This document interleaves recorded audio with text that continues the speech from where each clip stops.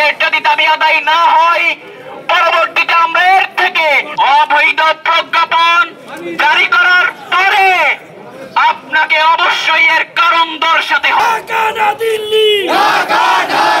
ভারতের দালালেরা হুঁশিয়ার সাবধান, হুঁশিয়ার সাবধান। আপনারা কেন টাকা পয়সা খেয়ে আমাদের প্যাচিস দালালদের মদত দিচ্ছেন? এজন্য আমাদের আন্দোলন। আপনারা যদি এই চারটি ইউনিয়ন ব্যবস্থা সহ আপনারা অপসারণ না করেন, এর চেয়ে তীব্র আন্দোলন নিয়ে আমরা আপনার সামনে আসবো। ভারতের দালালেরা হুঁশিয়ার সাবধান। বাংলাদেশ জিন্দাবাদ, বাংলাদেশ জাতীয়তাবাদী দল বিএনপি জিন্দাবাদ, আমার প্রিয় সংগঠন শ্রমিক দল জিন্দাবাদ। আমি বেশি কথা বলবো না, আমি একটা কথা বলতে চাই।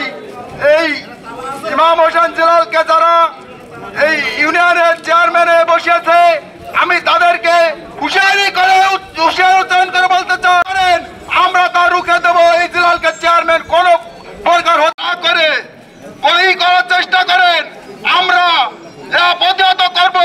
এর দ্বারা আমরা স্পষ্ট বুঝতে পারছি স্বৈরাচারী হাসিনার পতন হয়েছে। একটি অঙ্গ রাজ্য পরিণত করার এজেন্ডা তারা বাস্তবায়ন করছে।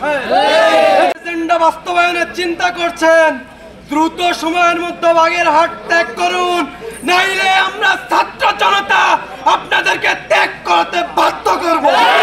প্রিয় জাতীয়তাবাদী দলের সূর্য সৈনিকরা, আপনাদের উদ্দেশ্য করে একটি কথা বলি। 2018 সালে বিএনপির ভাইস চেয়ারম্যান তারেক রহমান প্রত্যেক ইউনিয়নের স্থানীয় নির্বাচন বয়কট করেছিলেন, বলেছিলেন এই নির্বাচনে যারা অংশগ্রহণ করবে তারা আমার দলের লোক নয়। এই নির্বাচনে যারা আওয়ামী লীগের সাথে আতায়াত করে ঘরে ভিতর থেকে নির্বাচন করেছে, তারা আওয়ামী লীগের সাথে আতায়াত রেখে 5 তারিখের পরে ইউনিয়ন পরিষদ দখল করে রেখেছে। এই ভুয়া চেয়ারম্যানকে আমরা মানি না, মানব না। আমাদের ব্যবস্থা ইউনিয়নের বর্তমান যে দায়িত্ব নিয়েছে তার আব্বা একজন আওয়ামী লীগের প্রভাবশালী, তার ভাই ছাত্রলীগ নেতা, তার বোন আওয়ামী লীগের ছাত্রলীগ নেতা। সেই ব্যক্তি ইউনিয়ন পরিষদ দখল করে নিয়েছে। কিছু লোকদের সাথে টাকার বিনিময়ে আতায়াত করে আওয়ামী লীগ ব্যবস্থা ইউনিয়ন পরিষদকে একটি আওয়ামী লীগের আস্তানা গড়ে তুলেছে। বছর শেষের খুশি নগদে হবে বেশি। নগদ পেমেন্টে নির্দিষ্ট ক্যাটাগরির কেনাকাটায় 300 টাকা পর্যন্ত ক্যাশব্যাক। বাংলাদেশের মাটি থেকে এখন পর্যন্ত শহীদদের রক্তের দাগ মুছে যায় নাই। প্রশাসন কিভাবে ভুলে যায়? এই রক্তের সাথে কিভাবে তারা বেইমানি করে আমরা বুঝতে পারি না। আমরা আজকে এখানে দাঁড়িয়েছি, শহীদদের রক্তের সাথে যারা বেইমানি করেছে তাদেরকে এই বাংলার জমিনে উপযুক্ত শাস্তির ব্যবস্থা না করে আমরা এখান থেকে লড়বো না।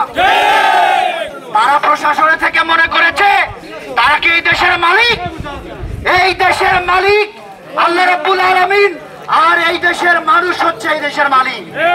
সুতরাং এই দেশের মালিকদের কর্মচারীরা যদি মালিকদের সাথে বেয়াদবি করে, সেই বেয়াদবি কি শাস্তি হতে পারে তারা যেন সেই জিনিসটা ভেবে নেয়।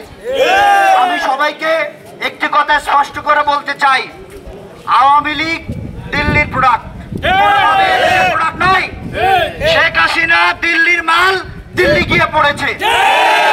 আল্লামা সাঈদী একটি কথা বলেছিল যে গাছের গোড়া ধরে এই দেশের 20 কোটি জনতা লড়া দেবে আর তোমার মা বা মামার বাড়ি দিল্লি গিয়ে পড়বা।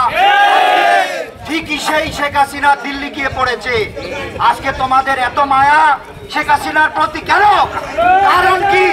আমরা দেশের জনগণ জানতে চাই শেখ হাসিনার দোষরদেরকে কারা পুনর্বাসন করতে চায়। 2018 সালে আমাদের ইউনিয়ন পরিষদ নির্বাচন বর্জন করার সিদ্ধান্ত ছিল বাংলাদেশ জাতীয়তাবাদী দলের।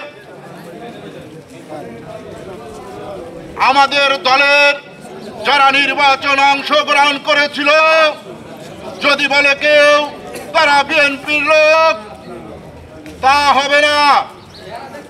বাংলাদেশ জাতীয়তাবাদী দলের মহাসচিব মির্জা ফখরুল ইসলাম আলমগীর বারবার এই সরকারের উদ্দেশ্যে বলছে সমস্ত ইউনিয়ন পরিষদ ভেঙে দিতে হবে।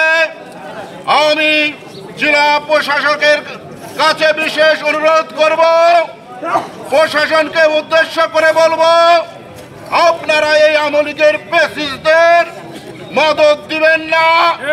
এটা নিয়ে এখানে এসেছেন বা এর আগেও গত বৃহস্পতিবারে আপনাদের যে দাবিটি ছিল সেটি স্যার অবগত হয়েছেন। স্যারের সাথে আমার ঘণ্টাখানিক আগেও কথা হয়েছে, গতকালও কথা হয়েছে। স্যার কমিশনার অফিসে, আপনারা জানেন যে শিক্ষা উপদেষ্টা মহোদয় এসেছেন, সেখানে মিটিংয়ে আছেন। বিকেলে স্যার অফিস করবেন, অফিস করলে আপনাদের যে 4টি ইউনিয়নের যে বিষয় আছে এগুলো নিয়ে আলাপ আলোচনা হয়েছে। আজকেই ইনশাল্লাহ আমরা এটি সমাধান করে দিতে পারবো। আপনারা যে দাবিটি করেছেন সেটি সংশোধন করা হবে।